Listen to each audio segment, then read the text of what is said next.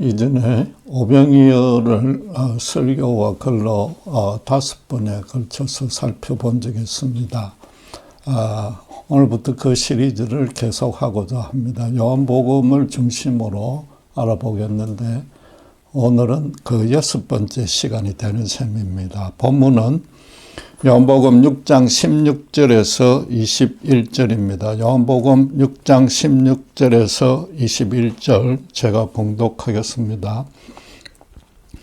저물매 제자들이 바다에 내려가서 배를 타고 바다를 건너 가버나움으로 가는데 이미 어두웠고 예수는 아직 그들에게 오지 아니하셨더니 큰 바람이 불어 파도가 일어나더라. 제자들이 노를 저 십여리쯤 가다가 예수께서 바다 위로 걸어 배에 가까이 오심을 보고 두려워하거늘 이르시되 내니 두려워하지 말라 하신대 이에 기뻐서 배로 영접하니 배는 곧 그들이 가려던 땅에 이르렀더라. 오병이어 사건은 네 복음서가 다 같이 기록하고 있는 유일한 기적입니다. 그런데 요한만 기적보다는 그 후에 있었던 예수님과 유대인들 사이에 하늘에서 주는 떡에 대한 논쟁을 더 강조하고 있습니다. 요한복음의 기적을 통해서 예수님이 정말로 가르치고 싶었던 내용이 그 논쟁이란 뜻입니다. 문장 구성으로만 따지면 본문은 기적과 떡에 관한 가르침 사이에 위치한 삽입구인 셈입니다. 그 내용도 예수님과 제자들이 갈릴리 호수를 건너가는 중에 일어난 한 기적에 관한 간단한 설명이기 때문에 언뜻 오병이어와는 직접적인 연관이 없어 보입니다. 그러나 세상 만사를 주관하시는 하나님이신 예수님이 그 기적과 그 논쟁 사이에 일으키신 일입니다. 그럼 예수님이 왜 하필 이때에 무리를 걷는 기적을 일으켰을지, 즉 오병이어와 연결되는 의미는 없는지 구체적으로 살펴볼 필요가 있습니다. 갈릴리 바다를 배를 타고 건넌 적이 이전에도 저 많았을 텐데 꼭 그 시간과 그런 상황에서 이런 일이 일어나야만 했던 이유는 그럼 과연 무엇이겠습니까? 오병이어 기적 후에 15절에 보시면 유대 대중들이 억지로 임금을 삼으려고 하니까 예수님은 혼자 산으로 피신하셨습니다. 대체로 어떤 집회든지 끝난 후에는 질의응답이나 그 느낀 감상을 나누는 시간을 갖습니다. 그런데도 주님 스스로 피하면서 제자들도 바다를 건너가라고 재촉했습니다. 주님이 사람들을 접촉하는 것이 귀찮거나 피곤했을 리는 없습니다. 백성들의 그 열광적인 추앙을 거절하려 한 겁니다. 사람들이 당신께 열성적으로 반응했던 그 이유가 예수님이 보시기에는 잘못되었다는 겁니다. 그런데도 22절, 25절에 보면은 이튿날 그들은 배를 타고 바다 건너까지 쫓아왔습니다. 예수님이 기적을 일으킨 후에 이렇게까지 열광적인 반응을 일으킨 적은 없습니다. 그 자리에서 기이하게 여기거나 하나님께 영광을 돌리는 것으로 그쳤습니다. 다음 날까지 이 많은 사람들이 쫓아온 이유는 그만큼 오병이어 기적에 받은 감동이 컸었기 때문입니다. 주님도 당장은 피했지만은 틀림없이 백성들이 다시 따라오리라 예상했을 것입니다. 그렇다면은 주님이 피했던 이유는 그들의 그 열정에 잠시 찬물을 끼얹음으로써 천천히 합리적으로 다시 생각해 보라는 겁니다. 신앙이 자연스럽게 어떤 사건에 생기는 감정이나 순간적으로 떠오르는 생각에 좌우되어서는 안 된다는 뜻입니다. 그럼 오병이어의 기적을 본 제자들의 반응은 어떠했겠습니까? 비록 예수님이 처음부터 끝까지 다 주관하셨지만 그들도 직접 자기들 손으로 떡과 고기를 나누면서 그 기적을 완성시켰습니다. 그럼 당연히 그 감동은 백성들보다 훨씬 더 컸을 것이며 또 그래서 백성들의 그런 움직임에 앞장서서 동참하고 싶었을 겁니다. 정작 주님이 찬물을 끼얹어서 감정을 식혀야 될 대상은 백성보다 제자들입니다. 그런데 바다 위를 걷는 또 다른 큰 기적을 제자들에게만 따로 베풀어 주었습니다. 주님의 뜻이 무엇인지 더더욱 궁금해집니다. 갈릴리 호수가 내륙에 있는데도 배가 뒤집힐 정도로 큰 폭풍이 불었다는 성경 기록에 대해서 조금 의아할 것입니다. 그러나 바다라고 불릴 만큼 그건 아주 넓었고 무엇보다 이게 해수면보다 약 230m나 더 낮은 데 위치하고 있었습니다. 그러니까 이 북쪽하고 고도차가 너무 커서 북쪽 고원지대의 찬바람이 종종 급하게 호수로 흘러 들어오면서 호수를 감싸고 있는 분지내의 그 따뜻한 공기와 섞이면은 격한 풍랑을 일으키는 겁니다. 그리고 당시에 배의 규모가 그리 크지 않은 것도 감안해야 됩니다. 같은 사건을 기록한 마가는 제자들이 힘겹게 노를 저었다 하고 마태는 풍랑 때문에 고난당했다고 전합니다. 보통 바람이 불면 돛을 올려서 바람길을 이용해서 더 빨리 항해합니다. 그런데 제자들이 노를 저었다는 것은 배에 돛이 없을 정도로 배가 적었거나 배는 비교적 큰데 돛을 올리지 못할 만큼 바람이 더 셌다는 뜻입니다. 어느 경우가 되었든지 간에 지금 바다 가운데에서 한밤중에 오도 가도 못하는 큰 난간에 봉착한 겁니다. 그런 판국에 한밤중에 사람 같은 형체가 물 위로 걸어오자 제자들은 공포에 질릴 수밖에 없습니다. 요한은 침묵하고 있지만 마태와 마가는 제자들이 예수님을 유령이라고 오해했다고 말합니다. 요한은 나중에 기록한 것이라 그런 자세한 내용은 다 빼버린 겁니다. 물 위를 걸어온다는 것은 상상도 못할 일이라 너무나 이건 당연한 반응입니다. 요한은 주님이 20절 21절에 내니 두려워 말라고 하고 제자들이 기뻐서 배로 영접했고 배는 곧 그들의 가려던 땅에 이르렀다고 간략하게만 기록하고 있습니다. 그러나 바람 소리로 인해서 제자들이 주님의 음성인 줄 확신할 수 없었거나 유령이 그렇게 속일 수도 있습니다. 그래서 실제로 마태는 알다시피 베드로가 만일 주님이 확실하다면 나를 명해 물 위로 오라 하소서라고, 즉 유령인지 예수님인지 확인해보려 했다고 기록하고 있습니다. 베드로로서는 주님이라면 자기를 물에 빠져 죽게 버려두지 않을 것이며 나아가서 어제 바로 오병이의 기적에 함께 참여했던 것처럼 무리도 함께 걷게 만들어 줄 것이라고 생각한 겁니다. 그래서 주님이 오라고 답하자 베드로가 물 위로 뛰어들었고 처음 얼마 동안은 걸을 수 있었습니다. 그 모습을 배 위에서 쳐다보던 제자들은 과연 그 일이 가능할지 가슴을 졸이다가 실제로 베드로도 물 위를 걷자 너무 신나고 기뻤을 겁니다. 그런데 자기들도 베드로처럼 물 위를 걸어볼 것 하고 아마 후회했을 수도 있습니다.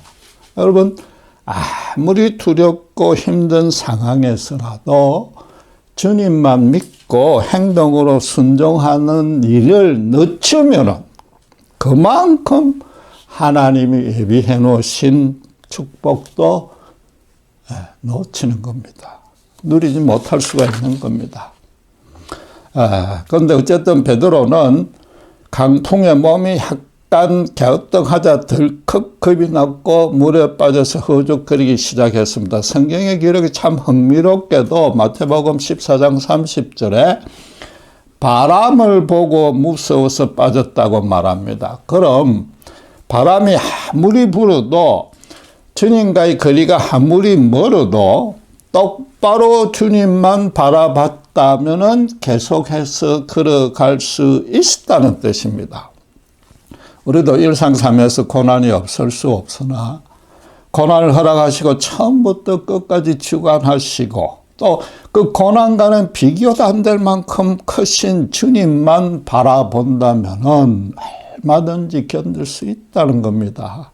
그런 고난의 연단을 통해서 본인이 영적으로 성숙해지는 열매가 풍성히 수확할 수 있고, 고난 중에는 미처 경황이 없어서 몰랐어도 하나님의 영광도 반드시 드러납니다. 베드로는 다급하게 주여 나를 구원하소서라고 소리쳤고, 주님이 곧바로 손을 내밀어서 건져주고 함께 배에 올랐습니다. 비록 그 시간은 길지 않았겠지만 배의 제자들은 정말로 조마조마하게 한편의 스릴러 영화를 보는 것 같았을 것입니다. 주님이 베드로의 손을 잡고 무사히 배에 오르니까 크게 기뻐할 수밖에 없고, 그 후로는 당연히 목적지에 무사히 빨리 도착할 수 있었던 겁니다. 그런데 주목할 사항은 주님이 물에 빠지려는 베드로에게 믿음이 작은 자여 왜 의심하였느냐고 마태복음 14장 31절에 깨우쳐 주셨다는 겁니다. 믿음의 반대는 불신인데 주님은 지금 의심과 대조하고 있습니다. 의심이 생기면 믿음이 작아질 수밖에 없고, 반대로 믿음이 작아도 의심할 수밖에 없다는 겁니다. 우리는 흔히 우리 내면의 어떤 정신적인 의지력을 강하게 해서 믿음을 키워서 뭔가를 이겨내려 하는데, 사실은 이런 의심부터 제거해야 되는 겁니다. 의심이 들어오면 믿음이 줄어드니까 의심을 없애야만 믿음이 그나마 본래 상태로 돌아가는 겁니다. 주님 외에 다른 것을 보기 시작하면 의심이 생기고, 그럼 주님을 바라보는 시야의 폭은 줄어들고 거리는 멀어질 수밖에 없는 겁니다. 주님이 다시 마지막 날에 오시기 전까지는 이 땅의 삶을 공중권세 잡은 사탄이 자꾸만 혈과 육에 말하자면 눈에 보이는 것의 싸움으로 몰아갑니다. 그 싸움을 이기기 위해서는 모든 생각을 오직 주님께로만 초점을 맞춰야 되고, 그러기 위해서는 기도와 말씀에 집중해야 되는 겁니다.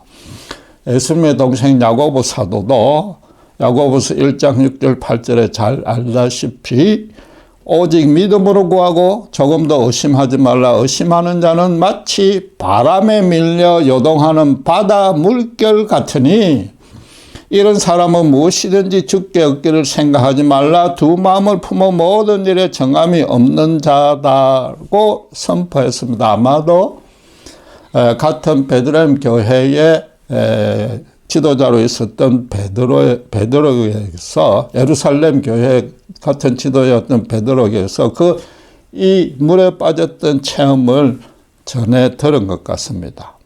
베드로는 또 주님이 돌아온 탕자 비유를 통해서 오직 한 주님만 섬기라는 가르침을 받았습니다. 지금 주님만 바라봐야 할 시선 안에 바람과 파도로 채웠습니다. 자기를 주관하는 주인을 바꿔버렸고, 그러자 물에 빠지는 건 아닌가라는 의심이 그를 완전히 주관해버린 겁니다. 요한은 구체적으로 이 사건의 발생 시간을 밝히지 않았지만 마태는 밤 사경, 즉 동트기 전인 새벽 3시나 6시 사이라고 했습니다. 그리고 요한은 본문에서 제자들이 노를 지어 12여리쯤 약 5km 정도 전진했을 때 주님이 무리를 걸어왔다고 말합니다.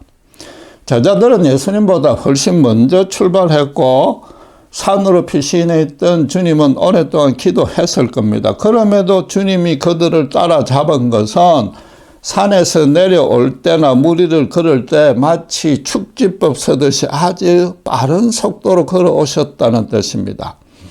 마가복음 6장 48절에 주님이 힘겹게 제자들이 노를 젓는 것을 보셨다고 기록했는데, 기도하는 중에 제자들에게 닥친 위험을 알고서 급히 구원하러 오셨던 겁니다. 그리고 마태와 마가는 주님이 배에 오르자 바람이 그쳤다고 증언합니다. 그런데 마가는 제자들이 마음에 심히 놀랐다고 말합니다. 그 놀란 이유는 5가지인데 먼 거리를 지금 곧바로 쫓아왔고 마침 그 위험할 때 오셨고 무리를 걸었고 베드로도 걷게 해줬고 마지막으로 풍랑까지 멈추게 해주었기 때문입니다. 그런데 반면에 마가는 그 이유를 마가복음 6장 51절 52절에 뭐라고 하면은 그 떡대시던 일을 제자들이 깨닫지 못하고 마음이 둔해졌기 때문이라고 합니다. 그러니까 지금 말씀드린 그 5가지 이유 외에 더 중요한 이유가 있었다는 뜻입니다.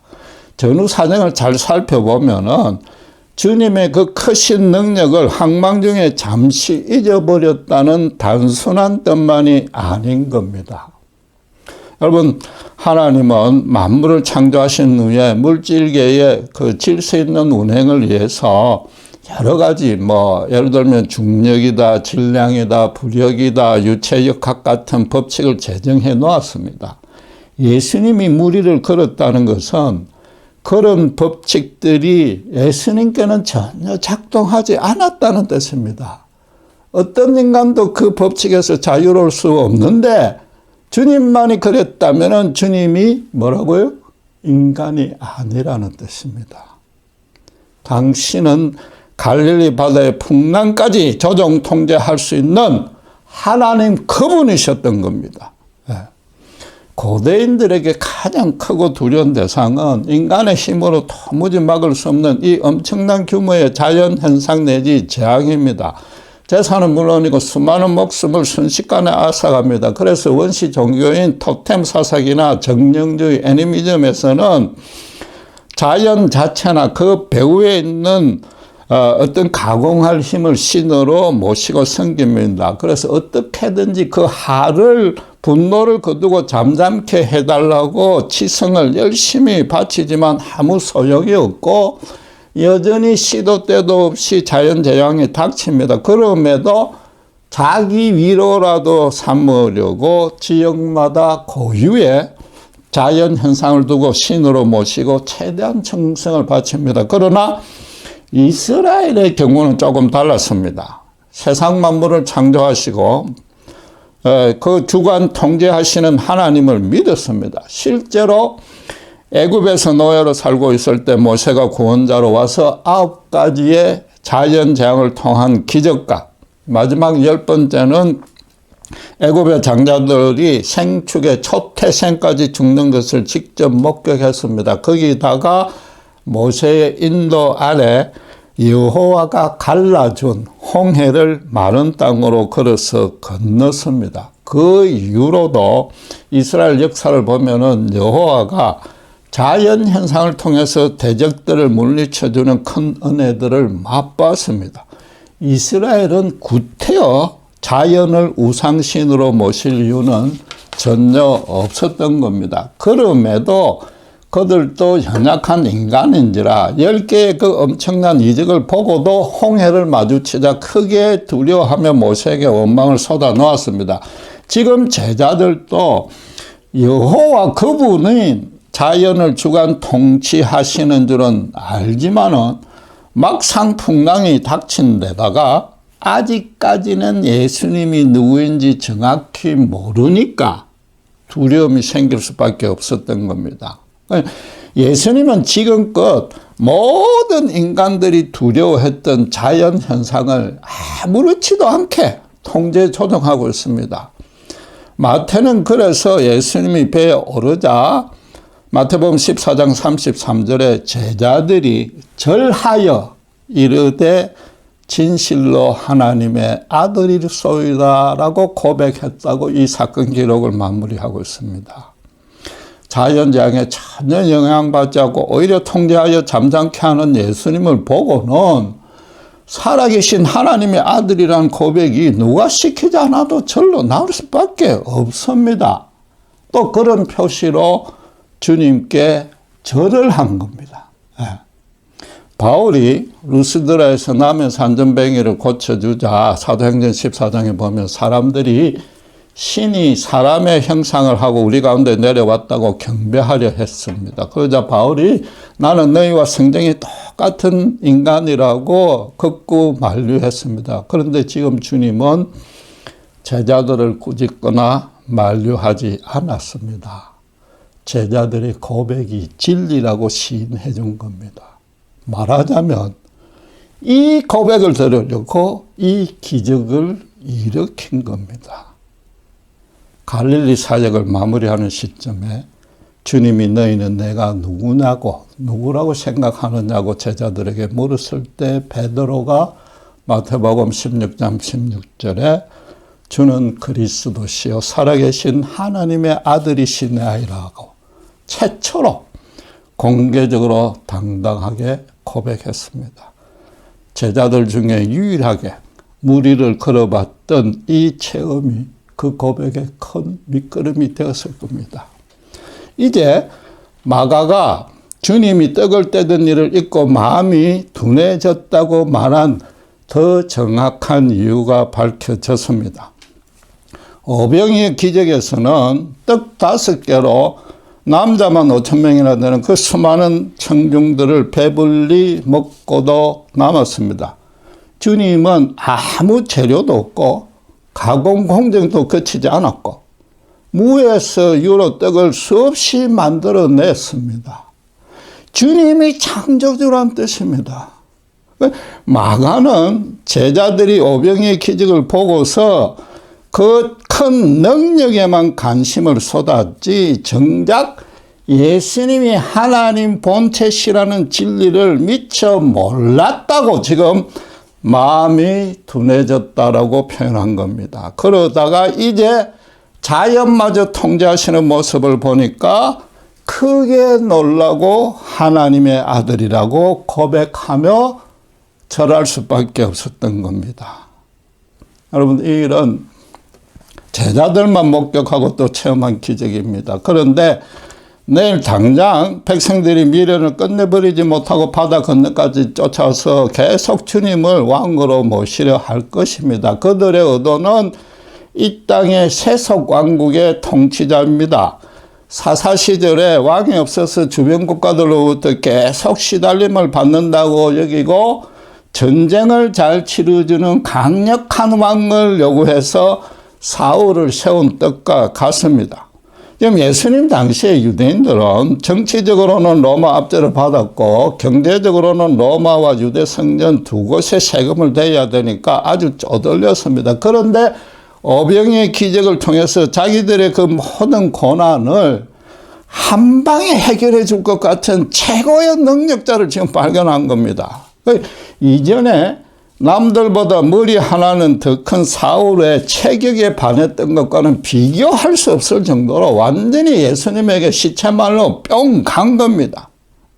그러니까 이 제자들이라고 해서 크게 다르지 않을 겁니다. 아직 성령님이 강림해서 천국 복음의 비밀을 깨닫기 전이라 예수님에 대한 기대는 동일했습니다. 로마를 물리치고 새 왕국을 건설하면 자기들이 이제 높은 자리를 차지해서 큰 권세와 부귀를 누릴 것이란 그 꿈에 부풀어 있습니다. 여러분, 세상의 사람들 대중은 항상 이처럼 고난에서 건져줘서 호의호식 해줄 영웅을 구해왔었고 지금도 그러하고 미국 대통령 선거에도 그러합니다. 실제로 예수님이 태어날 때 로마 황제 아구스도는 지중해 세상에 전쟁을 종식시키고 전 지역을 정복했습니다. 이제는 더 이상 전쟁이 없고 평화와 풍요의 시대를 로마 제국 치하 전체에 활짝 열었기 때문에 그 아구스도를 복음 유앙겔리온이라는 별칭으로 불렀습니다. 바로 그 아구스도 시대에 누가복음 2장 1절에 보시면 하나님은 하늘로부터 오는 참 복음으로 아기 예수를 탄생케 했습니다. 동일한 맥락으로 지금 제자들마저 예수님을 자기들 왕이 되어줄 것으로 은근히 기대하고 있을 때에 주님이 무리를 걷는 기적을 보여주었고 그들로 하나님의 아들이란 고백을 하게끔 만들었습니다. 그렇다면 제자들들도 당신에 대한 현실적인 풍요를 보장해 주기를 바라는 그 기대를 완전히 접으라는 뜻입니다. 그리고 내일 대중들이 왕으로 삼으려는 요구를 당신께서 딱 거절할 텐데 그 이유도 하나님의 아들이기 때문이라는 점을 지금 미리 가르쳐 준 겁니다. 그래서 그 논쟁을 빠짐없이 잘 경청하고 그 의미를 잘 새겨보라는 겁니다. 어제 바다 이편에 있었던 기적과 내일 바다 저편에 있을 대화를 연결해서 제대로 이해하려면은 오늘 이 밤의 사건을 그 전함점으로 삼으라는 겁니다. 쉽게 말해서 너희부터 오병이의 기적의 그 예적인 풍성함으로 인해서 느꼈던 기쁨을 오늘 밤 안으로 다 잊어버리라는 겁니다. 그 기적의 진짜 의미가 무엇인지 제발 내일 깨달으라는 겁니다. 그 당신을 따르는 믿음의 본질은 간단한 겁니다. 방금 너희들이 말한 대로 당신께서 온 천하를 만드시고 살아서 주관하고 통치하시는 우주의 왕 창조주임을 똑바로 인식하는 것이 온전한 믿음이라는 겁니다. 한마디로 백성들은 당신을 이스라엘의 왕으로 모시려 할 테지만 너희들은 나를 우주의 왕으로 모시라는 겁니다. 네. 예수님이 내니 두려워 말라고 하신 말씀이 바로 그런 뜻입니다. 이는 요한복음에만 나오는 예수님이 스스로 당신을 지칭하는 고유의 표현입니다. 헬라어로 에고엠인데 영어로 치면 I am입니다. 출애굽기 3장 14절에서 모세가 하나님께 당신의 이름을 가르쳐 달라고 요청하자 여호와께서 직접 가르쳐준 당신의 이름인데 원어와 주어 비동사로만 원어는 주어와 동사 비동사로만 이루어졌기 때문에 우리말로 번역하면 여러 번 말한 대로 바로 내다라는 뜻입니다. 하나님만이 세상에서 이름이 없는 유일한 존재입니다. 태초에 우주 만물을 지으시고 영원토록 거룩하게 통치하시는 그분에게 어떤 이름을 붙여도 도무지 설명이 안 되고 붙여서도 안 됩니다. 어떤 경건한 이름이라도 오히려 그분을 제약하고 부족하게 만들 뿐입니다. 대신에 그분은 세상에서 따로 불러낸 당신의 사랑하는 자녀에게 언제 어디서나 내다 라고 말씀해 주실 수 있는 그런 존재인 겁니다. 세상에 그 신자 단 한 명이 있는 것 같이 친밀한 개인적인 관계를 당신께서 주도적으로 이끌어 주십니다. 오병이의 기적도 그 전체적인 규모에만 관심을 쏟는데 사실은 각자에게 돌아간 그 양은 한 끼 도시락뿐이었습니다. 따라서 2만 명을 단번에 먹인 그 주님의 엄청난 능력보다도 단 한 명도 굶지 않게 만드신 주님의 개인적인 사랑에 주목해야 되는 겁니다. 특별히 신자가 고난이나 제약 중에 불만, 눌림, 실망, 좌절 등에 빠져 있을 때 주님은 내가 바로 너 곁에 있으니 두려워 말라 위로하시고 다시 일어설 힘을 주십니다. 당신께서 마련해 놓으신 영광스러운 목적지로 당신께서 기어이 도달하게 해 주십니다. 지금까지 컴컴한 한밤중에 큰 풍랑 속에서 오도 가도 못할 때에 주님의 내다라는 음성만큼 힘이 되는 말씀이 없습니다. 천마디 위로나 격려나 성경의 진리보다도 내다라는 이 한마디로 완전한 평강과 기쁨이 넘칠 수 있는 겁니다. 물론 제자들이 아직은 내다라는 말씀에 숨겨진 예수님의 참 정체성을 정확히 알지 못했습니다. 나중에 요한 사도는 지혜와 진리의 영인 성령을 받자 그 깊은 의미를 깨닫게 됐습니다. 그리고 이 무리를 걷는 사건 이후로 주님은 유대인들과 논쟁하면서 다시 의도적으로 I am, ego, aim이라는 형식을 여러 번 사용해서 당신의 정체성에 대해서 설명해 줍니다. 요한은 그 사실을 놓치지 않고 정확히 복음서에 기록하고 있습니다. 주님은 총 7번을 그렇게 설명했는데 생명의 떡, 세상의 빛, 양의 문, 선한 목자, 부활과 생명, 길과 진리와 생명, 참 포도나무가 그것입니다. 이 7의 공통적인 의미는 당신이 바로 죄인을 구원하여 영생을 주는 하나님이라는 겁니다. 나아가서 그렇게 구원한 자들의 삶과 인생을 끝까지 거룩하게 보호, 인도하시는 분이라는 겁니다. 예수님이 당신의 정체성에 관해서 수없이 가르쳤을 텐데도 요한이 이 7가지 에고 에미 표현을 주목하고 강조했습니다. 예수님을 최소한도 그 7 정체성으로 이해해야만 온전한 믿음이 된다는 뜻입니다. 예수님이 누군지 모르면 하나님의 은혜와 사랑 안에 갈 수 없다는 겁니다. 요한이 오병이의 기적 자체보다 주님과 유대인의 논쟁을 더 자세히 기록한 뜻을 오늘날 신자도 진지하게 새게 됩니다. 먹고 마실 것이 풍부하지 않아도, 오병이의 기적이 없어도 예수님이 그걸 피해 가셨으니까, 예수님이 항상 나와 함께 하셔서 내 삶을 그와는 다른 더 거룩한 차원으로 인도하시는 사실을 확신해야 됩니다. 인간의 능력으로 힘도 써보지 못하는 자연재앙이나 지금 이 코로나 사태도 그분은 나의 손을 잡고 놓지 않고 계십니다. 세상 어느 누구도 나의 고난을 알지 못하고 도와줄 수 없고 자신도 하나님은 멀리 떨어져 있는 것 같을 때라도 그분은 무리를 걸어서라도 곧장 우리에게 다가오시는 겁니다. 주님이 내다 라는 이 한마디 말씀으로 부어주시는 은혜를 받으려면 우리는 주야라고 한마디만 외치면 되는 겁니다.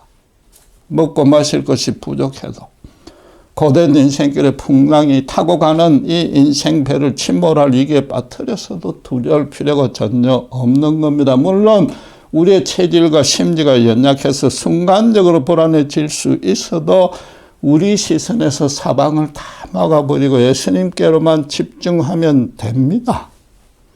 제자들도 바로 직전에 유령이라고 두려워했다가 곧바로 하나님의 아들이 함께 해줘서 안심하고 기뻐했습니다. 예수님은 절대로 이 땅에 도깨비처럼 오신 유령이 아닙니다. 도덕선생도 아닙니다. 그분의 기적이 신기루나 인간의 눈을 속이는 그런 환상이 아닌 겁니다. 하나님으로서 하나님만이 행하실 수 있는 일들을 행했을 뿐입니다. 지금도 순전한 믿음의 신자에게는 각각의 상황에 맞춰서 그분만의 방식으로 기적 같은 일들을 일으켜 주십니다. 그 무엇보다도 예수님께서 역사상 가장 하나님답게 행하셨던 일은 바로 십자가의 대속 죽음입니다. 하나님이신 그분이 인간의 몸을 입고 이 땅에 죄인을 구원하러 실제로 내 곁에 내려오셨습니다. 고난과 공포와 갈증과 절망에 빠져서 길 잃은 당신의 양을 한 마리씩 끝까지 찾아서 참 생명을 주시고 당신의 거룩한 품 안으로 옮겨주십니다. 그 후 일생 동안 우리를 떠나지 아니하고 함께 하셔서 하늘에서 주시는 위로와 평강과 자유와 기쁨을 넘치도록 부어주십니다. 그럼 우리가 해야 할 일은 하나뿐입니다. 그 십자가 사랑을 세상 사람과 함께 나누는 겁니다. 선행과 구제의 열심을 내라는 단순한 뜻이 아닙니다. 더 이상 세상의 것으로 좌우되지 않고 아무 영향을 받지 않는 인생으로 바뀐 것을 그걸 보여줘야 되는 겁니다. 하늘의 모습을, 하늘의 보물을 소망하며 영생을 향해 달려가는 모습은 이 땅의 삶의 목표, 방향, 방식이 세상과 달라졌다는 것 외에는 증거할 방법이 없습니다. 아무리 말로 전도해도 세상 사람은 더 이상 귀를 닫고 안 듣습니다.